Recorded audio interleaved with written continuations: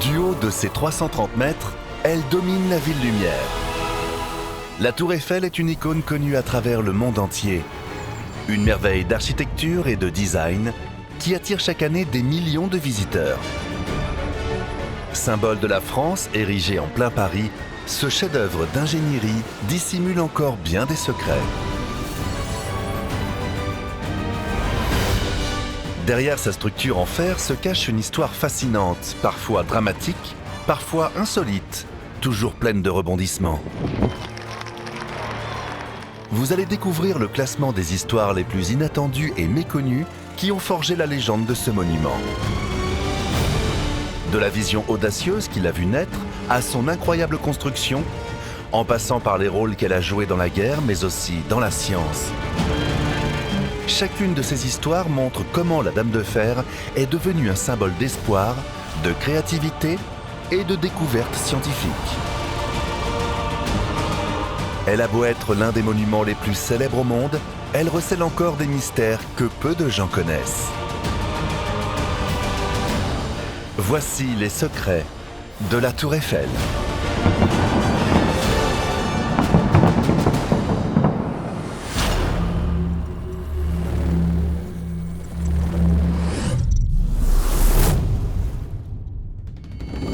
Pour commencer ce classement, en 10e position, voici les secrets de la construction révolutionnaire de la Tour Eiffel pour défier le temps. Construite en 1889, la Tour Eiffel est la pièce maîtresse de l'exposition universelle organisée à Paris cette même année pour célébrer le centenaire de la Révolution française.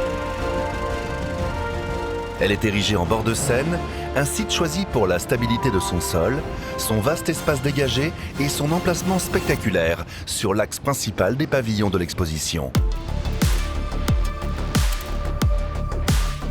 Comme la plupart des constructions réalisées pour cette exposition universelle, la tour est conçue pour mettre en valeur les avancées technologiques françaises portées par la révolution industrielle. Avec ses 312 mètres de hauteur, la Tour Eiffel est alors plus de 2 fois plus grande que n'importe quelle autre construction humaine de cette époque. Elle est l'œuvre du célèbre ingénieur français Gustave Eiffel, propriétaire d'une entreprise de construction travaillant principalement le fer et l'acier. À cette époque, il a déjà réalisé des projets d'ampleur comme le viaduc de Garabi en France, le viaduc de Porto au Portugal, ainsi que la structure métallique interne de la Statue de la Liberté à New York. Mais ce que beaucoup de gens ignorent, c'est que Gustave Eiffel n'est pas à l'origine du concept de la tour qui porte son nom. En effet, la structure originelle est d'abord conçue en 1884 par 2 ingénieurs de son entreprise, Maurice Coquelin et Émile Nouguier.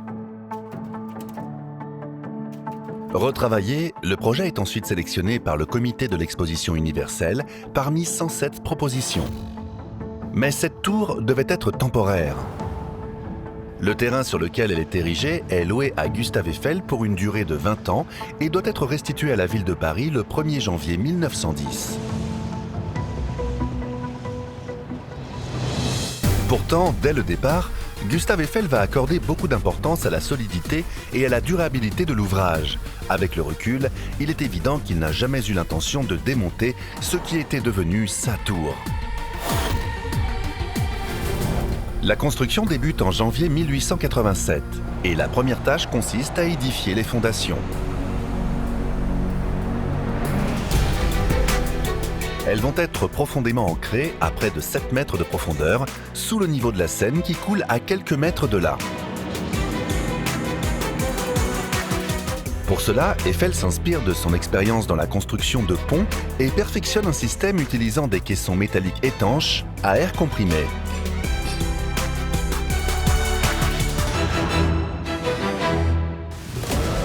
Le caisson le plus bas se trouvant sous le niveau de la mer, il est constamment alimenté en air comprimé afin d'empêcher l'eau et la boue d'y pénétrer et de permettre aux ouvriers de continuer à creuser. Au-dessus se trouve un sas de décompression, puis une section à ciel ouvert où les débris peuvent être évacués. Grâce à cet ingénieux système, les fondations sont achevées en seulement 5 mois. En parallèle, plus de 18 000 pièces en fer pudelé sont préfabriquées dans l'atelier d'Eiffel en banlieue parisienne.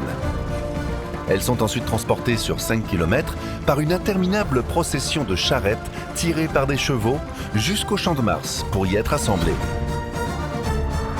Pour aligner les 4 pieds avec une précision absolue, les ouvriers positionnent des vérins hydrauliques à leur base et montent un dispositif d'échafaudage surmonté de simples caisses en bois remplies de sable pour soutenir les piliers inclinés. En libérant de petites quantités de sable tout en ajustant les vérins, les ouvriers peuvent déplacer des énormes structures en fer millimètre par millimètre jusqu'à ce que les 4 pieds s'alignent parfaitement pour être riftés. Au total, ce sont 2,5 millions de rivets qui vont être posés. Pour donner vie à ce chef-d'œuvre, une cinquantaine d'ingénieurs et de dessinateurs travaillent à sa conception. 150 ouvriers d'usine en fabriquent les pièces en fer et jusqu'à 300 hommes les assemblent sur le chantier à des hauteurs vertigineuses.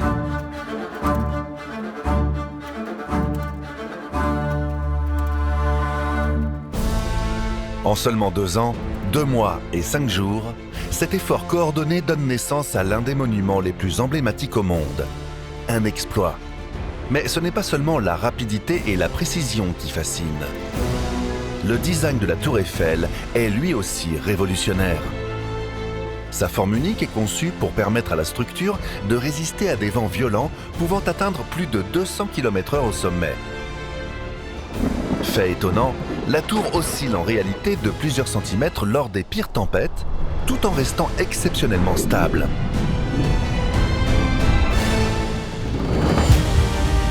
L'exposition universelle se tient du 15 mai au 16 novembre 1889, attirant plus de 32 millions de visiteurs venus du monde entier. Ils seront 1 953 120 courageux à gravir la Tour Eiffel, soit près de 12 000 personnes par jour. Le succès est immense, une véritable ode au progrès et un aperçu du futur.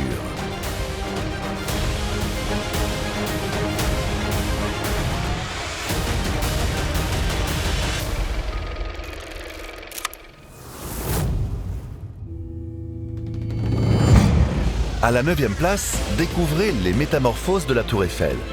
Car si sa couleur bronze semble immuable, elle a en réalité été repeinte à de nombreuses reprises, changeant de teinte au fil des temps.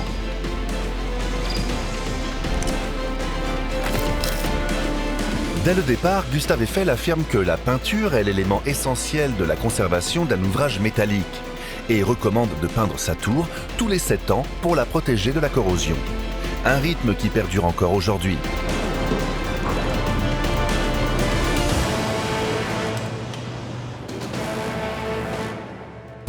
Pendant la construction, les pièces sont peintes dans l'atelier d'Eiffel et leur couleur originelle est le rouge Venise.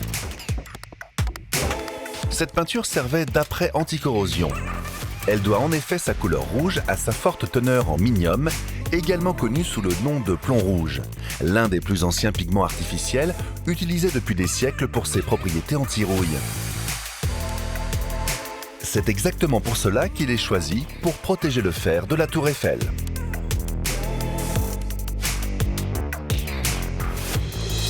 Mais à peine achevée, la Dame de Fer est recouverte d'une peinture brun-rouge.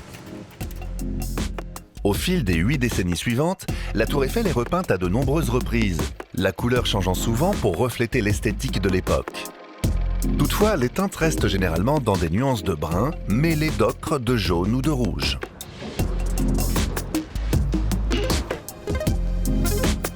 Jusqu'au milieu du XXe siècle, les ouvriers peignent la Tour Eiffel perchée sur ses poutres à des hauteurs vertigineuses, quasiment sans équipement de sécurité. Une seule erreur aurait pu être fatale, mais c'étaient les risques du métier.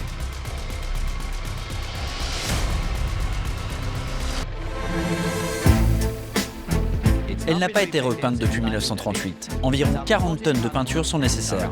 Mais le plus important pour ce travail, c'est d'avoir les nerfs solides. Peu d'hommes accepteraient de travailler à une telle hauteur. Je ne sais pas ce que vous en pensez, mais rien que de regarder les images, ça me donne le vertige.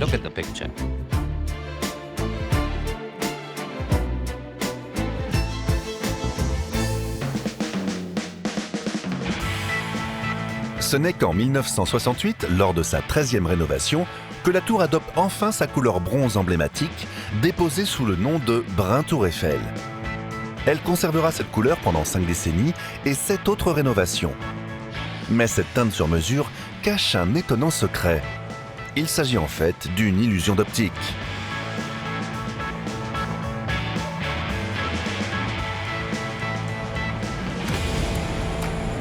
La tour arbore en fait 3 nuances différentes de brun, la plus claire au sommet et la plus foncée au niveau des pieds. Ce dégradé permet à la tour de se détacher nettement du paysage urbain à sa base, tout en réduisant le contraste avec l'horizon et le ciel au sommet. On obtient ainsi une silhouette plus homogène, donnant l'illusion d'une couleur unique.